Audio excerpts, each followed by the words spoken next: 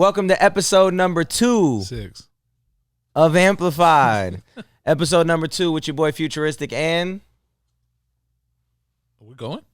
Yeah. Oh, start over. No, 6 was fire. 666. That new Drake just dropped. Yes, it's in your head. Yes, he did. You got to tell them your name. They don't know. Nobody knows you. Push the genre. Push the genre. Genre. Push the genre. 666. New Drake just dropped. Yes, Hot or not? Scale. Hot. Hot? I like it. 1 to 10. 6. Above average. That's not hot. 6. That's lukewarm. That's piss. No, 6 is great. If I ever send you a record and you're like, yo, this is fire, it's a 6. That means it's a great record. If I give you a 6, that's a solid record. You're going to have an ugly wife. You'll be like, yo, she's mad fire. She's a 6. Everybody else that dropped was a 2. So 6 is high. 6 is very high. The standards for the music industry, the new Drake is a 6 according to Push the Genre. Look at you. 6. Fitting. Can't keep going back. Why is it a 6? I thought it was interesting. Why it was interesting? Because he's been his rollout so far. Yeah, I'm unaware. Other than he posted Halle Berry and she had a fit about it. Okay, so it's like, yo, accept the promo, right? Facts. But besides that, right? He's been on tour. This whole tour, he announced that it's for the dogs. It's called For the Dogs. Oh yeah. On top of that, he's been saying, if you like any of my old stuff, you're going to love this album. He's been telling everybody that. He then dropped that it was dropping on the 22nd. Then moved it back to the 6th. Yeah. Because it's not ready yet. Then the single drops. Because he's the 6th guy. But continue. Then the single drops. Okay. The single is a gangsta love song. It's not for the dogs. I would say it is. I would say it's still for the dogs. I would say it's for the dogs, but it's not what people expected. People expected him to rap. People expected a Lil Wayne feature. If that's for the dogs, niggas is getting soft. If that's like, yo, I got this new record for the dogs, bro. Let's bump this. But if you like Drake's old stuff, it was soft. Take Care was soft. It was soft. Lukewarm, soft. Yeah. For the dogs. I think, how do we feel about people? This is like a new thing, right? Like back in the day, people didn't curse when they sang. It's like if you're singing, you're saying some beautiful shit. Yeah. And nowadays it's like, fuck these niggas. It's a little gritty. It's a little gritty, yeah, for sure. Okay, so the new Drake is a 6. You heard it here first. What do you think? You heard it today. I heard it today. I got to hear it again, but I'm agreeing with you. It's a 6. It's a 6. It's a solid 6. But it's an interesting record to come out the gate. You can't come out the gate saying it's hot if it's a 6. So, okay, what you're saying, though, the rollout is interesting because he made you think he was going to bar out, right? Everybody thought he was going to rap. And then it's called For My Dogs. The album's called For My Dogs. And then For the Dogs. For the Dogs. And even the single cover is what people thought the album cover was going to be. That is the album cover. Right. Okay. But it's on this single as well because it's part of the album. Yes. And then he pushed it back, so you're like, oh, it's about to be crazy. He's really going nuts. And then he drops an R&B song with curse words in it. SZA. Right. Got you. Out the gate. And calling it Slime You Out, which is like everybody's thinking it's Thug. Everyone's like, it was very strategic. So it's basically like, I know what you're thinking. Yeah. It's like you think it's this, and then it's like, yeah. Got you. I'm going to make you think you're getting this, and no matter what, y'all still going to say it's fire. So do you think that the next single he's barring out, or do you think that he trolls again one more time? Well, I don't think we're getting another one. No other single, just straight to the album. October 6th. That's got to be great. It's got to be great to be that big and you can just troll people and then drop the project, right? Because all independent artists are like single. We almost drop every single before the album even comes out so that all of them have their due diligence and actually get streams and hit our release radars and do all that. And Drake doesn't have to do any of that. He could drop every song is getting playlisted. Every song is getting radio, if radio even exists anymore. Every song is getting on Kim Kardashian's story. For sure. And it's going crazy. Absolutely. Okay, so Drake. Do you think that does Drake get hate? Drake gets hate. I don't know. Drake has a lot of stands that move the goalposts for him. Gotcha. Like I know, like people that I know that are Drake stands that when this dropped and I said it was a 6, they're like, nah, bro, it's a 10, bro. You just don't get it. It's ahead of your time. It's the greatest shit I've ever heard in my life. But he still gets hate, right? You don't see it. I don't see it. I think Drake still gets hate. I don't know. think Drake still gets hate. Speaking of hate, something I want to talk about is I seen recently the homie Kyle. Love Kyle. Shout out to homie Kyle. Incredible. Me and Kyle have been doing stuff together, been rocking with each other, been knowing each other for like 13 years now. Way too long. It's a long time. Kyle, I feel like, is a very distinguishable voice and sound. Yes. When Kyle raps, when Kyle sings, whatever, you know it's Kyle. And I only saw this because people were tagging me in it. And people were saying something about just like Kyle hopping on a wave, or like, I think the main comment that I saw and it had mad likes was, this dude knows how to be everything but himself, was the top comment on this post of his new song, which is the wildest shit ever to me, because like Kyle is so distinguishable in my opinion. So besides his voice and the way he raps, besides the fact that he raps like a surfer from Cali, take that out. Okay. What is Kyle's sound? Every song is, it's pretty happy. I would say that like even on sad songs, Kyle be happy. For sure. So yeah, he's always happy. And then I don't think that you can say what's his sound as far as like take out the fact that he can do it. That's like being like, what's Drake's sound? Drake has a lot of different sounds, but Drake is Drake. Kyle is Kyle to me. And so what I wanted to get at on that too is just like, I know he's got to read those comments just like me. Like my main comment I get is, where's this guy been? Or like, oh, he's back. When something does well, it's, oh, he's back, or it's, where has he been? Or even in person when I see people, it's, yo, you were my favorite rapper when I was 8. Yeah. Or like, yo, bro, you still making music, which is crazy because I'm putting out more music now than ever. So I'm sure that Kyle is seeing these comments. Absolutely. So if not, his team is. Yeah. So with you being a manager and with you being like outside of it, like, you know, our artists get criticism, hate, whatever it is. I myself get hate. How do you think like you would deal with that? Like if people were just coming at you crazy, like you dropped something and everybody was hating on you, how do you feel like that would affect you? I ignore it. You think that you would actually just be able to ignore all of it? 100%. Because you got that Joe Budden in you. Yeah, I don't care. I think Joe Budden cries behind closed doors about the hate he gets. Absolutely. So you would too. For sure. Maybe. But you would publicly ignore it. Yeah. Publicly you would ignore it. Yeah, I'm never acknowledging it. Never acknowledge the hate. No. I seen a quote that my homie actually posted. He said, dang, let me not mess it up.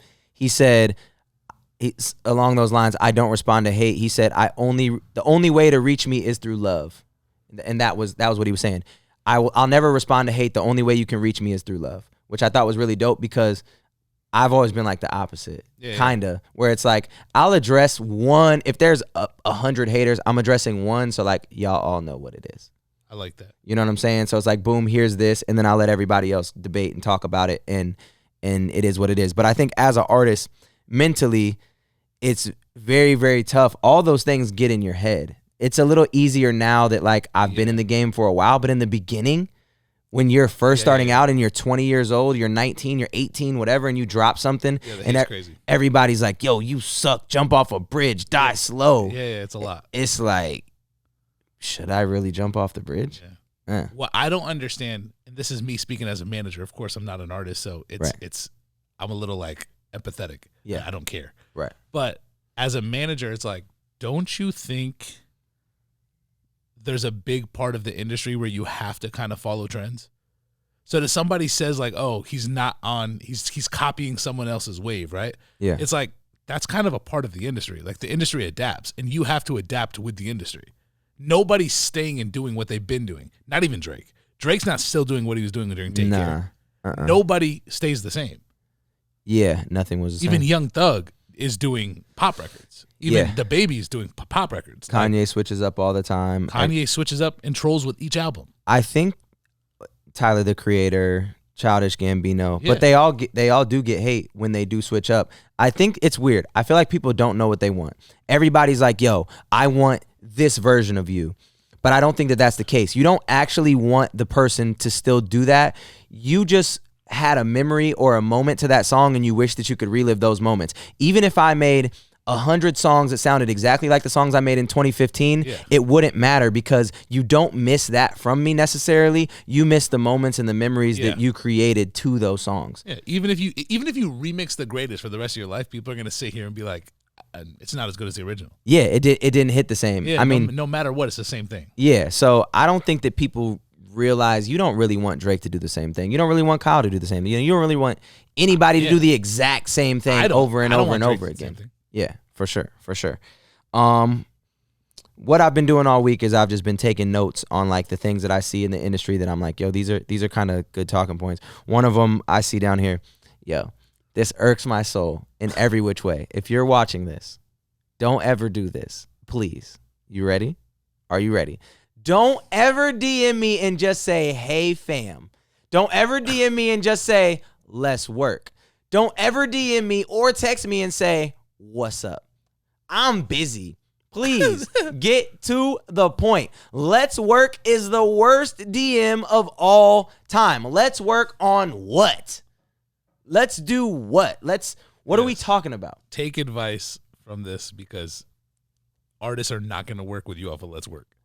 Nobody's working. It's not gonna happen unless like Jack Harlow DMs Drake like let's work. Cool. I know what you want to work on. We're here. But like if you're average Joe's gymnasium of the independent hip hop scene, please don't ever DM me and say let's work. It could be anything. You could be a producer. You could be a rapper. Yep. You could have a clothing line. You could have anything. But be specific. Yo, dog, I have this thing. I'll let you answer. What is the proper way? You're a nobody. You're actually really good at this. You've slid in DMs or sent emails that have ended up in long-term deals and relationships with people. How do you do it? It's tough because it's different with each person and each situation. Psychology, first and foremost, know who your target is. Yes, know who your target is. You have to bring value. So the original thing, no matter what, the second I send an email, my first line is the value I bring. I can provide you with this. This is what I want. How can we make this work? Or who do I have to talk to make this work? Hard. And then with that, it's like, all right, cool. You're gonna see that. You're gonna say, yo, hit up this email. This is management. Yeah. Talk to them, and we'll go from there. Order of operations is DM, then email. Comment, then DM, then email. I wouldn't even say comment. Comment's kind of corny. Corny. If I see you comment and then I see a DM from you, if I see you comment and then I see a DM from you, I'm not responding. The double up you don't rock with. Nah. Cool. I gotta stop commenting on Chance the Rapper's post. Got you. But okay. Yeah, DM. So straight, you're a DM diver. DM diver. If that don't work, email. Snapchat. Or that. If it's a female artist, straight to the Snap. Sure. Yo, straight to the Twitter. Straight to the Twitter? Got you, because they can post whatever on there. Yep. So you're more likely to get a response because they monitor those. Yep. Yo, I manage artists, but I'm diving into the OnlyFans world. That's crazy. Would love to manage your OnlyFans account for a small fee. That's what you do. That's not bad. But you gotta have value. Got you. Got to add value so first. You gotta throw in there that I got videographers on deck. I could help you elevate your content. Okay, cool. I like that. So you can add value, but it's being very specific. Yes. Yeah, because I love the content you're making, but I think with my videographer, we could elevate your sound. Boom. Cool. But I also have this artist that I think you guys would make a dope record together. Right. Fire. Love that. Love that. So anytime you're going to DM somebody, you're going to talk to somebody, you're going to add value, you're going to also be aware of the fact that they might not be the person to talk to, and maybe can you connect me with the person to talk to? Yes. Right. And if you can't bring value, study them and see how you can provide value. Exactly. Don't just reach out. Or if you have zero value, say, I have this much money. If you don't have value, you can't bring anything to the table. I have a budget of this much. That's value. What can I do? That's value. Yeah. But no matter what, that first line is the enticing line. That's what shows up on the Instagram DM before you click it. What about how much for a feature? I get that one a lot. Just a straight how much for a feature. Is that a good or bad approach? For you, I don't like that because they can just go to Indie Amplify. So for that, it's just like, what are you doing? Shameless plug. The feature's the same price as it says on there. Why you hit me? That's crazy. That one's crazy. You were just on the road. I was just on the road. That's just why. got back. That's why you got neck hair. That's why I got no. Yeah. It's starting to connect to the chest almost. It's looking crazy. You got a few days I'm left. not gonna lie. You gotta zoom in. Yes, sir. Zoom Haircut in. Come on. tomorrow. Do this. Haircut tomorrow. Oh shit. Okay. So you just got back from tour. 3 cities: L.A., Salt Lake, Denver. Yep. With Kid Quill, Pertinence. Yes. What's the difference between L.A. and Salt Lake City? Ooh. You about to get jumped in Los Angeles. LA is a very tough market. And it's a tough market because there's a show playing there basically every day. There's 30 shows playing there every single day. So there's a chance that the people in the crowd are there just because they're going out. They just stumbled across the show. Right. And then there's also the fans that are there to get drunk and party.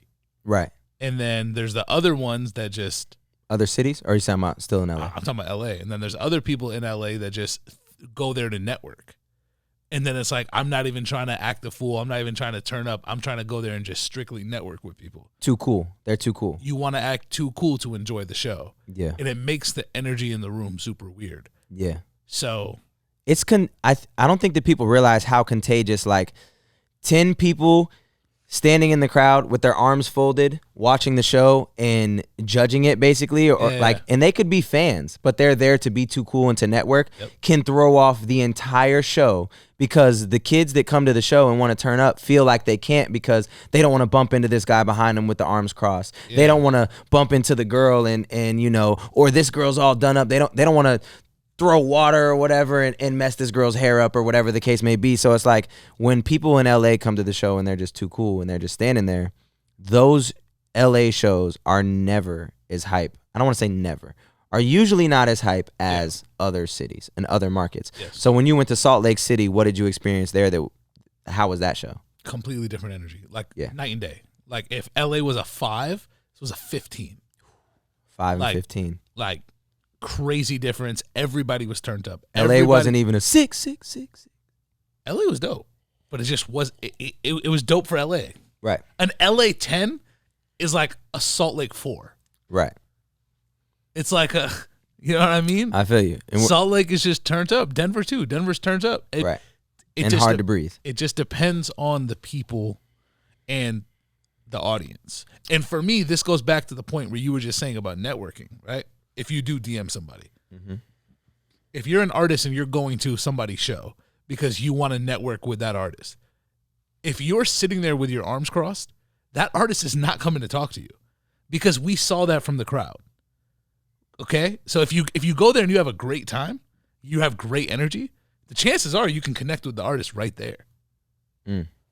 So if you are going to a show being to network, an unknown artist, like not somebody that's popping, you're an unknown artist, you pull up to the show, you turn up, you show great energy, and then after the show you're like, yo, just so you know, big fan, I'm also an artist, let me get a shirt, boom, boom, boom. You post up videos of the show afterwards, and then like that artist now remembers, yo, I rock with homeboy from Boise, Idaho, who was in the show turning up, and wow, his music's actually dope. Not only that, right? You have to study the artist, right? If I am an unknown artist that's trying to get a Futuristic feature, and I want to connect with Futuristic, right? And I watch Futuristic shows, there's hundreds of them on the internet, and I see that every single time he goes to the merch booth after, right? Because he wants to connect with people. I'm in the front row giving the best energy I can possibly give, and after that, I am going up to Futuristic at the merch booth, and I'm buying merch, and then I'm going to say, yo, who do I talk to get a feature? I would absolutely love to work.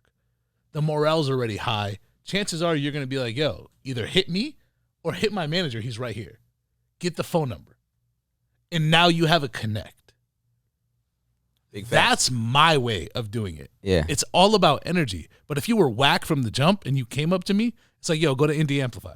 Yeah, the two cool guys. Yeah. The two cool guys, which happens a lot. Which does happen. And you're all the time. You're exactly right. Yeah, the super gassed up dude, I'm more likely to give a discount. I'm more likely to to do something for the love. I'm more likely to, even like I said, clothing brands and stuff like that. If I seen you turning up and you throw me a shirt, I'm like, yeah, I'll throw it on right now. Let's take the flick. I've seen you do it. Yeah, in comparison to being like the dude who walks up and is like, yo, I got a brand and da-da-da. Yeah. It's like, yeah, Let my brand put you on. Yeah, I'm straight. Yeah, bro, we good. We all right. Right. Okay. I rock with that. That's just my advice. If you're an artist, please listen and follow those instructions. Big facts. I think too with touring, sometimes artists get it twisted because everybody wants to be like, yo, I want to do LA, I want to do New York, I want to do these markets. And it's like, I think Tech Nine and Chris Webby actually, who tour basically nonstop, are two amazing examples of doing B markets. Like they do B markets and they sell better than the A markets. And the shows are, I've been there.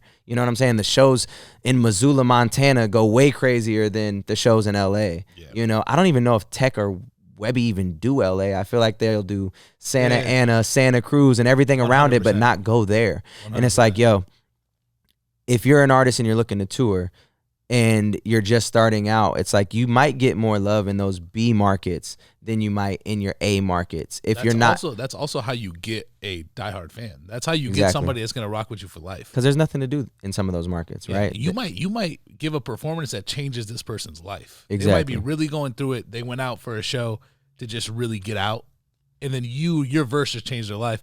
Now you have someone that rocks with you for life. And it's more the talk of the town than if you're in LA. If LA, I feel like LA is the show where you invite the A&Rs. Right. And you're inviting all the labels and you're inviting all the execs and they're not turning up. Big facts. All right, last thing I want to get into, I feel like is something that a lot of artists struggle with, myself included, 1,000% for sure. Picking a lane and staying in your lane. In today's world, do you feel like you have to pick a lane and stay in it?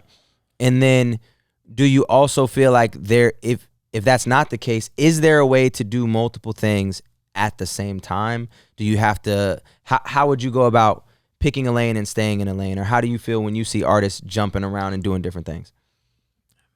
This is a tough question. And it's tough because if you blow up from something, or if somebody loves you for something, and then you switch to something that I don't like, chances are you're not going to turn me to like this music. I'm just going to go back and listen to the other shit. So it's tough. I would say you have to do it tastefully. If you do it tastefully, if you go there, go there. Go there. Yeah. If you go there, if you decide, yo, I'm going to go there, go there. Don't flip flop. If you're dropping regularly, you're saying stay there. No, you can switch back. Right. But if you're gonna go there, really indulge in that culture for a period of time. For a period of time. Right. Yes. So and just understand that your rap fans or your rock fans they're not following you. Right. The goal is to make new fans, right? Make fans over here. Yeah. And then I'll come back over here in a second. Everything has to be different. Yes. At the end of the day, like from experience, right? If like when I did the rock project, I knew, and I've already been experimenting. I've experienced it every step of the way. I went from being the greatest nerd rapper, you know, and all my stuff was very much in that lane from 2012 basically to 2016. Yeah. In 2017, I started to like experiment a little bit more. I started to sing a little bit more, which I always did a little bit, but I think that I was just doing it more. And with every style switch, I lost a demographic, right? Sure. But when you do go to a new place, I think the difference is the way for it to be successful is you have to indulge in that culture, and you have to indulge in those features, and you have to indulge in everything that has to do with that lane, your touring, your features, everything, because the goal is to gain new fans in that lane. A prime example is MGK. Yeah. MGK, he's always been this rock dude. Always. Even when he was rapping, he was dressed like a rocker. Partially, yes. When he switched, he fully switched. Yeah. Now he's wearing tank tops and going crazy, but he's always been going crazy. Right. But he still raps. Right. I'm going to give you a verse here and there. I'm going to show you that I still rap. But I'm indulging in this culture because I'm here right now. Right. And when I rap, and I'm going to give that to them. The crazy thing is, I was at a show of MGK's at the Van Buren, and this wasn't that long ago. He had already switched to rock, and the Van Buren is only a 2,000 capacity venue, and it wasn't all the way sold out. This isn't that long ago, and I was shocked. I was shocked he was even doing the Van Buren. And the murmurs throughout the crowd was, I wish he did his rap shit. I wish he did his rap shit. I wish he did his rap music. And then literally like 6 months later, Mans is doing 15,000 people. He's doing the Suns Arena. Stadiums. Yeah, so it's like, but he fully went. That was more at the beginning of the switch. But he had like a 2-year like pop switch. He went from rap to kind of pop to then all the way going like rock, pop punk. Yeah. But yeah, I would agree with you that if you go there, you have to go there, and you should focus on building within that lane and getting the cosigns within that lane. Like if you build up as a rapper and now you want to do funk, well, that means you need some funk features. You need some popular funk producers. You need to relate with the people in that lane and get the cosigns from the people in that lane. Yeah, and you never know. Some of those people might follow you. And when you go back to this, some people do. Some people might just support you and wanna indulge in what you're putting them onto, but it's not likely to be everybody. Facts. So you just have to put that in your mind and understand that you're probably gonna lose some fans, and you're probably gonna gain some fans. Big facts. But you have to indulge fully in that. You can't go back and forth. Big facts. If MGK did a rock record, then a rap record, then a rock record, then a rap record, back and forth, it would not do well. It's tough. If he was doing rock and then boom bap, people would be like, what the hell's going on? Right. You got to live in that lane, then you kind of got to disappear, and then you got to come back with boom. Now it's almost nostalgic if MGK raps. Yes. If MGK raps now, it's like he's doing a cypher series. Yeah. It's like, yo, that's hard. Yeah. Fire. And this shit's going crazy. Big facts. All right. Well, thank y'all for watching episode 2 of Amplified. It's your boy Futuristic and Push the Genre. Make sure that y'all visit indieamplified.com. It is live. There is a ton of things going on. All the information you need is in the description. We'll see y'all on the next episode. Sheesh!